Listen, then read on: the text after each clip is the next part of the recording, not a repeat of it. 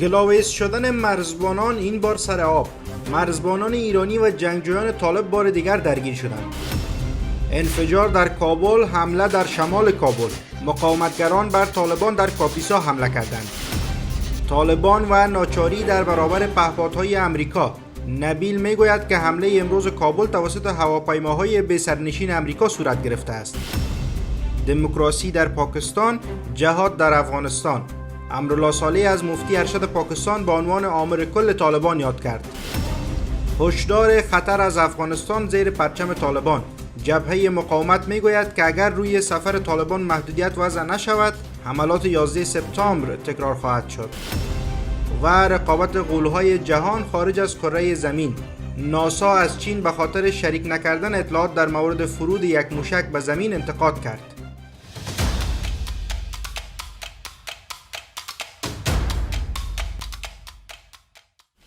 سلام و وقتتان بخیر. به خبرهای ساعت 10 از آماج نیوز خوش آمدید. منابع محلی در ولایت نیمروز میگویند که نیروهای طالبان و مرزبانان ایرانی بار دیگر درگیر شدند. به گفته منابع این درگیری پس از چاشت امروز یک شنبه 9 اسد در منطقه درویشک ولسوالی کنگ ولایت نیمروز اتفاق افتاده است. منابع تایید میکنند که در جریان درگیری میان طالبان و مرزبانان ایرانی یک طالب کشته شده و یک طالب دیگر زخمی شده است. فرمانده مرزی طالبان در نیمروز گفته است که ابتدا این درگیری از سوی نیروهای مرزی ایران آغاز شده است. از سوی هم خبرگزاری فارس ایران رسانه نزدیک به سپاه پاسداران به نقل از مقام‌های ایرانی گزارش داده است که ساعات قبل بین نیروهای ایران و نیروهای طالبان در منطقه شغالک هیرمند درگیری رخ داده است. فرماندار هیرمند ایران گفته است که این درگیری در پی تجاوز مرزی از سوی طالبان رخ داده است. دلیل اصلی این درگیری تا اکنون روشن نشده است. طالبان و مرزبانان ایرانی پیش از این نیز در بخش‌های مرزی ولایت نیمروز درگیر شده بودند.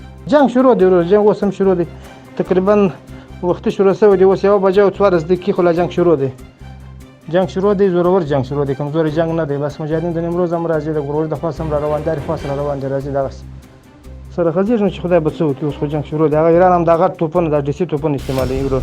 جبهه مقاومت از حمله بر یک پاسگاه طالبان در ولایت کاپیسا خبر می‌دهد. منابع در جبهه مقاومت با آماج می‌گویند که در نتیجه این حمله یک طالب کشته شده و 2 طالب دیگر زخمی شدند. به گفته منبع این حمله حوالی ساعت 12:50 شنبه شب بر یک پاسگاه طالبان در روستای مرادخوابه ولسوالی حصه دوم کاپیسا اتفاق افتاده است. به روایت منبع در این رویداد به نیروهای جبهه مقاومت آسیب نرسیده است. طالبان تا اکنون در مورد چیزی نگفتند. این در حال است که از چند ماه به این سو حمله های نیروهای ضد طالبان به ویژه جبهه مقاومت در کاپیسا افزایش یافته است. رحمت الله نبیل رئیس پیشین امنیت ملی کشور میگوید که بامداد امروز هواپیماهای بدون سرنشین آمریکایی در حریم هوایی کابل ظاهر شدند و به نقاط مختلف این شهر حمله کردند. آقای نبیل امروز یک شنبه 9 اسد در توییت نگاشته است که بر اساس توافقنامه دوحه امریکا به طالبان در زمینه سرکوب داعش کمک می‌کند. آقای نبیل اضافه کرده است که طالبان توانایی اداره کشور را ندارند و خطر تبدیل شدن افغانستان به پناهگاه امن افراطگرایان جدی است. این در حال است که شمار از باشندگان شهر کابل بامداد امروز از وقوع 2 انفجار در این شهر خبر دادند. سخنگوی وزارت داخلی طالبان میگوید که صبح امروز گلوله راکتی به یک خانه خالی واقع در شیرپور اصابت کرد، اما این رویداد تلفات نداشته است. سخنگوی وزارت داخلی طالبان در مورد اینکه این راکت از کجا شلیک شده جزئیات شریک نساخته است. نن سهار شاوخوا 8 بجې د کابل ښار د لسمې حوزې اړوند د شیرپور په سیمه کې په یو کور باندې راکټ لګېدلی دی.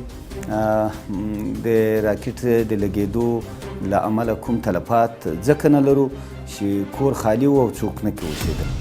با دنبال سفر شمار از علمای دینی پاکستان به کابل، امرالله صالح میگوید که تقی عثمانی که در رأس این هیئت قرار دارد یکی از متحدین نزدیک دستگاه نظامی و استخباراتی پاکستان است که حیثیت آمر کل را برای طالبان دارد. صالح در برگه فیسبوکش نگاشته است ملای خینموی به نام عثمانی که برای ارزیابی و مشوره‌دهی به کابل آمده بود حیثیت آمر کل برای طالب را دارد. تقی عثمان هفته گذشته برای گفتگو با تحریک طالبان پاکستانی وارد کابل شد. صالح مدعی شده است که عثمانی در شکل دهی دسیسه دوحه نقش بسزایی داشته است. امرالله صالح افزوده است که در سالهای 2019 تا 2021 بارها اسم تقی عثمانی با عنوان اولوی الامر طالب در گزارش‌ها درج شده بود.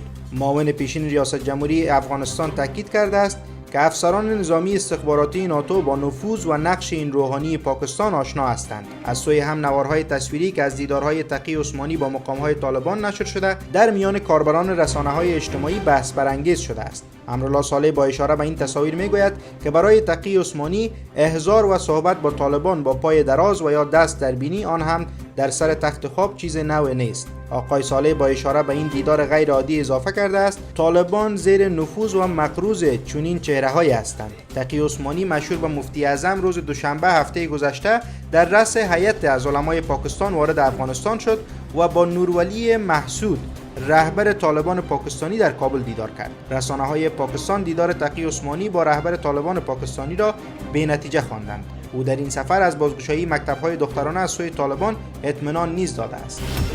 پس از درخواست برخی از سناتوران امریکایی مبنی بر وضع محدودیت روی سفر مقام‌های طالبان، جبهه مقاومت ملی از این تصمیم استقبال کرده است. صبغت الله احمدی، سخنگوی جبهه مقاومت ملی، روز یکشنبه 9 اسد در توییت گفته است که جهان باید فشارهای حداکثری را بر طالبان وارد کند. آقای احمدی هشدار داده است که اگر روی سفر مقام‌های طالبان محدودیت وضع نشود، حملات 11 سپتامبر تکرار خواهد شد. سخنگوی جبهه مقاومت ملی تاکید کرده است که جهان برای مقابله با تروریسم باید از مبارزه مردم افغانستان در برابر طالبان حمایت کند. اخیراً برخی از سناتوران امریکایی در نامه به دبیرکل سازمان ملل متحد خواستار وضع محدودیت بر سفرهای مقام‌های طالبان شدند.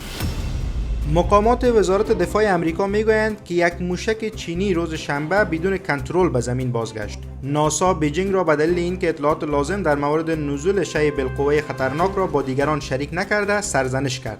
بیل نیلسون مدیر ناسا گفت که ارائه نکردن جزئیات فرود موشک غیر مسئولانه و خطرناک است. اداره فرماندهی فضایی ایالات متحده آمریکا اعلام کرد که روز شنبه یک موشک بر فراز اقیانوس هند وارد جو زمین شده است. این اداره گفته است که هر نوع سوال در مورد محل برخورد موشک و پراگندگی احتمالی زباله‌ها باید از چین پرسیده شود.